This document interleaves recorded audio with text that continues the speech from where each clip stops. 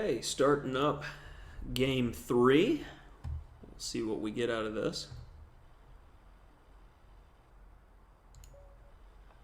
Alrighty, let's go with King Pawn, because I rarely play it, and we got a King's Gambit. Okay.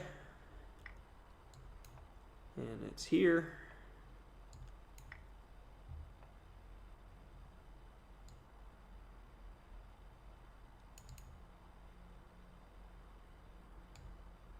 Not sure. If knight d4, I bishop c5. Knight g5, I take.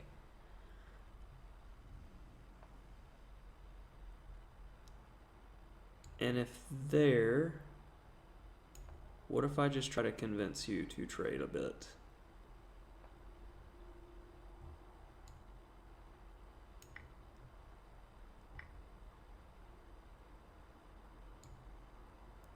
Lots of stuff happening in this King's Gambit. Threatening the bishop, threatening c2. Okay, got a rook on the open file. He'll probably be getting his pawn back.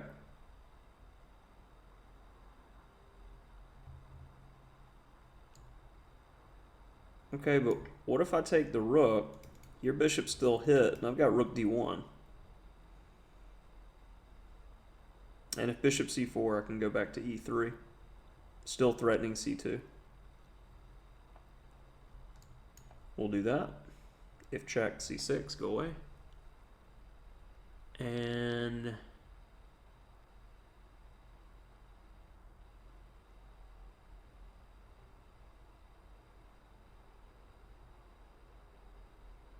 feel like there should be some kind of mate.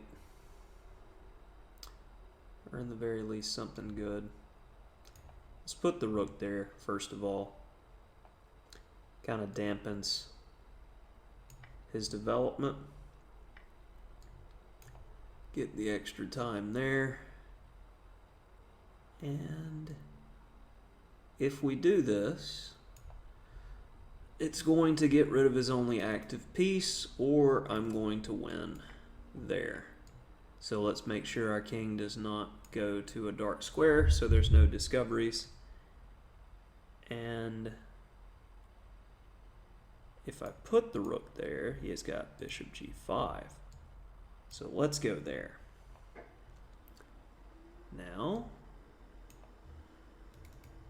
I want the rook on the back rank, but why not pick up something in the meantime while doing it? Very understandable resignation by my opponent. Okay, so let's take a look at this one. And e takes f4, d5 is the way I like to play against the King's Gambit. And looks like I'm in decent company with Aronian, Adams, and Gelfand, all choosing to do so as well. Knight of 6 makes sense, bishop c4, knight takes d5. And then this is where my memory got hazy, but we're following the main line thus far. And I almost played bishop e7, which is the second choice move, but I found bishop e6. And then knight e5. And knight d7, first choice. And I did think that this was going to be the best line with something like rook e1 in here. But yeah, I just have bishop f6, so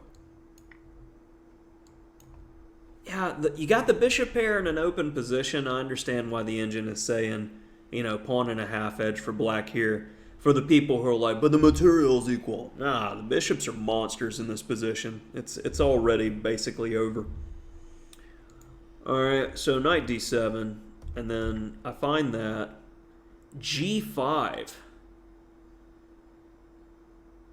G5, wow, okay, I'll bite. And white just doesn't have anything.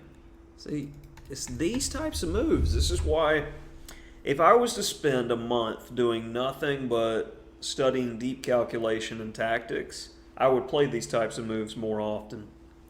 Let's see if it absolutely hated my let's go into chaos move. No, it doesn't, which that makes me feel good. So bishop takes e3, it felt was most accurate. And then check. Rook takes f4, but I have rook d1.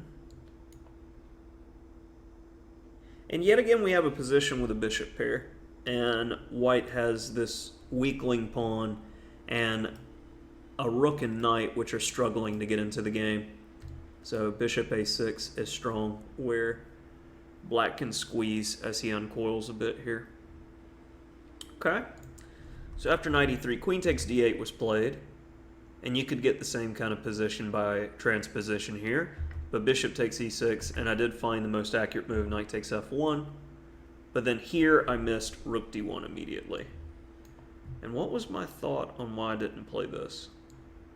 I thought bishop takes f1, but I missed the very, very simple mate. Gotcha. I didn't want to allow take. So that means he's got to go king f2 here, in which case bishop c5 and rook takes c1. So yeah, rook d1 would have ended it immediately. Again, I haven't studied tactics since 2012, so makes sense why I missed those. Didn't miss rook d1 twice though. And I liked this force trade. I mean g5. You can hold on to all the material, but if you can put your opponent in pure paralysis, I mean, how can you not enjoy that? That's me as a chess player. And he'd had enough in this 20-move miniature. King's Gambit. It's fun from the black side.